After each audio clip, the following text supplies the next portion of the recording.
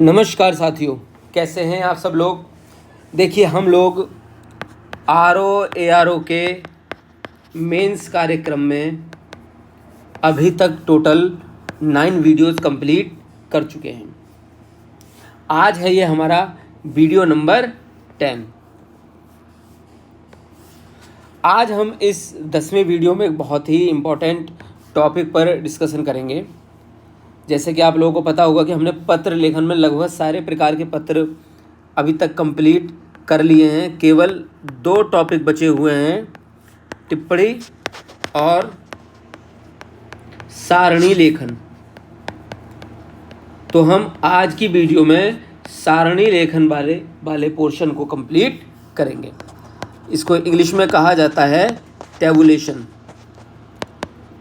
सारणी लेखन या फिर तालिका बनाना, सारणी बनाना, इसको सारणी लेखन कहा जाता है। ये बहुत ही आसान प्रश्न होता है। एक तरह से मैं कहूँ कि ये फ्री के नंबर हैं, तो ऐसा कहना अतिशयोक्ति नहीं होगा। ये 15 नंबर का आता है और इसमें कुछ भी आपको याद करने की आवश्यकता नहीं है। सब कुछ आपको वहीं मिलेगा, सारा सब कुछ वहीं से देखकर ही आपको लिखना है। बस आपको लिखने का तरीका पता होना चाहिए। उस तरीके को हम आज आपके सामने डिस्कस करेंगे। तो बात कर लेते हैं कि ये क्वेश्चन किस तरह से आता है। ठीक है, तो देखिए, सारणी लेखन। सारणी लेखन 15 नंबर का प्रश्न ये होता है। 15 नंबर का प्रश्न वहाँ पर पूछा जाता है सारणी लेखन में। वहाँ पर आपको जब आप पहुँचेंगे तो आपकी कॉपी में, जो प्रश्न पत्र वाली कॉपी होगी, वहाँ पर आपको एक इस तरह से लेटर दिया गया होगा। एक पत्र वहाँ पर दिया गया होगा।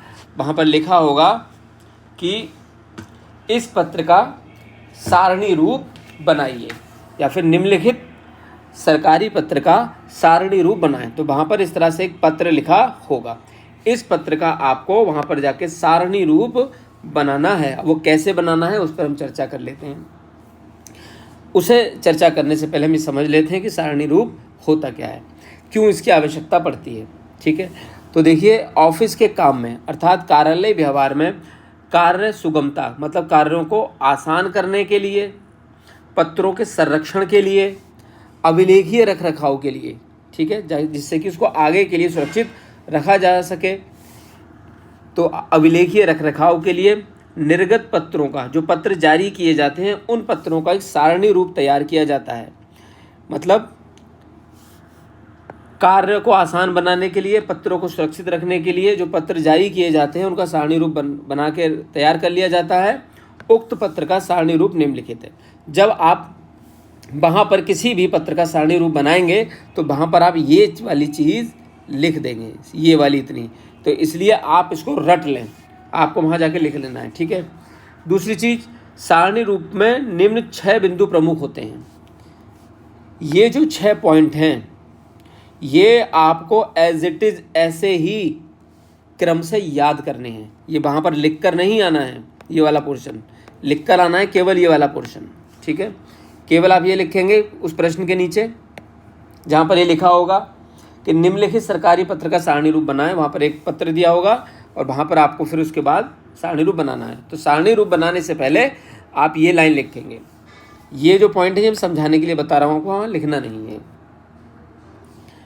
अब आप क्या करेंगे, देखिए सारणी रूप होता क्या है, ये हम इस पर बात कर रहे थे। सारणी रूप में निम्न 6 पॉइंट होते हैं: क्रमांक, पत्रांक, दिनांक और स्थान, प्रेषक, प्रेषिती, विषय व आशय। इनको आप रट लें बिल्कुल इसी क्रम में। कोई भी क्रम ऊपर से नीचे नहीं होना चाहिए। ऐसा ना हो कि प्रेषिती पहले हो जाए प्रेषक बाद में हो, ऐसा बिल्कुल भी नहीं करना है। बिल्कुल जिस क्रम में ये लिखे हुए हैं इसी क्रम में आपको याद करना है। अब जब आप पहुंचेंगे वहाँ पर तो आपको इस तरह से एक टेबल बनानी है। उस टेबल में आपको ये सारे 6 पॉइंट लिखने हैं। जिस तरह से यहाँ पर जिस क्रम में लिखे हैं उसी क्रम में वहाँ पर लिखने हैं। जैसे कि क्रमांक, पत्रांक, दिनांक व स्थान, प्रेषक, प्रेषिती, विषय व आशय। अब जब आप इस लेटर को वहाँ पर देखेंगे तो वहाँ पर दिखाई दे रहा होगा कि ये जो है प्रेषक दिया हुआ है, जिसको लेटर भेजा जाता है, ये इसको बोलते हैं हम प्रेषिती, ठीक है, जिसको भेज रहे हैं। तो यहाँ पर ये हो गया प्रेषिती। तो ये नाम कितने बड़े हैं उसके हिसाब से आप यहाँ पर टेबल को बनाएंगे, ठीक है। तो आप अपने हिसाब से वहाँ पर स्केल से माप कर 1 2 3, ये 1 2 3 4 5 और 6, इस तरह से आपको 6 खाने वहाँ पर बना लेने हैं। क्रमांक में यहाँ पर नंबर डाला जाता है केवल 1 2 3 4, तो इसको आप वहाँ जाकर छोटा बनाएं ताकि आपको इधर इस साइड में काफ़ी जगह मिल जाए।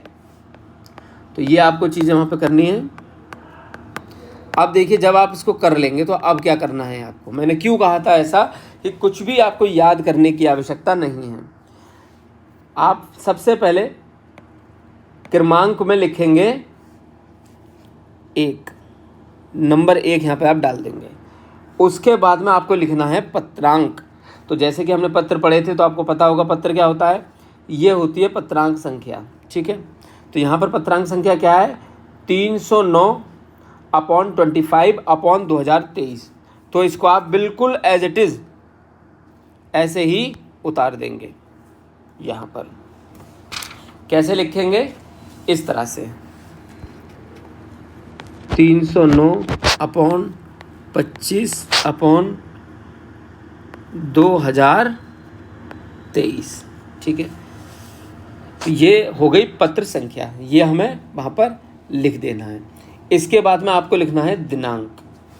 तो दिनांक, जैसे कि यहाँ पर क्या लिखा हुआ है, दिनांक देख लेते हैं। यहाँ लिखा हुआ है 15 नवंबर 2023।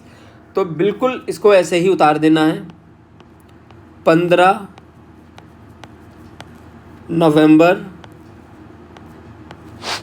2023। अब चूंकि यहाँ पे स्थान का ऑप्शन भी दिया है लेकिन यहाँ पर स्थान नहीं दिया हुआ है, तो आप इस वाले पोर्शन को खाली छोड़ देंगे।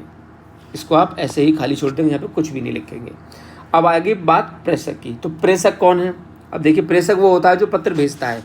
ये है प्रेषक, काखागा अपर सचिव भारत सरकार। तो यहाँ पर आप लिखेंगे बिल्कुल सेम एज इट इज, जैसा वहाँ लिखा हुआ है, का खा गा अपर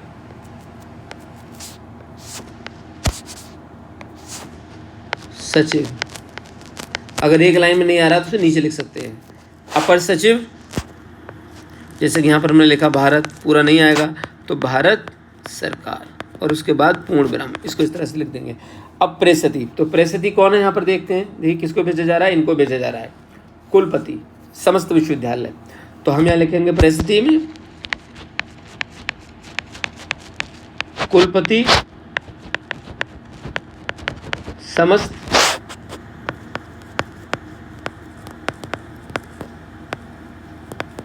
विश्वविद्यालय, यहाँ पर हम लिख देंगे, ठीक है। अब देखिए विषय में क्या लिखना है। तो सबसे पहले आप क्या करेंगे, विषय लिखने के लिए इसको अच्छे से पढ़ेंगे 3-4 बार। तो यहाँ लिखा हुआ है शोधरत छात्रों के छात्रवृत्ति के संबंध में मुझे ये सूचित करने का निर्देश हुआ है कि भारत सरकार ने शोध की गुणवत्ता बनाए रखने तथा अधिकाधिक प्रतिभाशाली छात्रों को शोध कार्य हेतु प्रोत्साहित करने के लिए 10,000 रुपये प्रति माह प्रति छात्र को शोध वृत्ति देने का निर्णय किया है। कृपया अपने विश्वविद्यालय के विविध संकायों में शोधरत छात्रों की सूची तथा उन पर आने वाले व्यवहार को शीघ्र मंत्रालय को भेजने की व्यवस्था करें। आप इसको वहाँ पर जाकर 2-3 बार पढ़ें। जब आप 2-3 बार पढ़ेंगे तो आपको समझ में आएगा कि यहाँ पर मुख्य बात क्या है। तो यहाँ पर मुख्य बात यह है कि जो प्रतिभाशाली छात्र जो शोध कार्य कर रहे हैं उनको सरकार शोध वृत्ति देना चाहती है प्रति माह। और दूसरी चीज़ इम्पोर्टेंट ये है कि इन्होंने विश्वविद्यालय के संकायों में, अलग अलग संकायों में छात्रों की सूची मांगी है और उन पर जो खर्च होता है वो मांगा गया है, तो उस खर्च की सूची भेजनी है। वही बात हमें यहाँ पर लिख देनी है। तो यहाँ पर लिखना है कि किसके द्वारा मांगा गया, अपर सचिव के द्वारा। ठीक है, तो कैसे लिखेंगे हम, यहाँ पर आप लिख सकते हैं, इसको इस तरह से बता देता हूँ, मैं लिख कर ही बता देता हूँ कि अपर सचिव भारत सरकार द्वारा समस्त, गलत हो गया, समस्त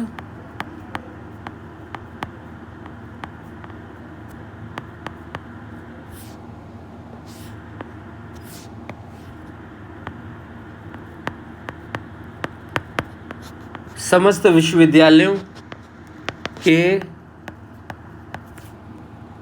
इसको थोड़ा बड़ा कर लेते हैं,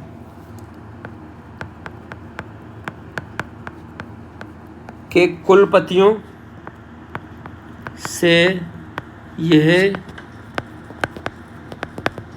अपेक्षा की जाती है कि विविध संकायों में शोधरत छात्रों की सूची एवं उन पर होने वाले व्यय का विवरण मंत्रालय को शीघ्र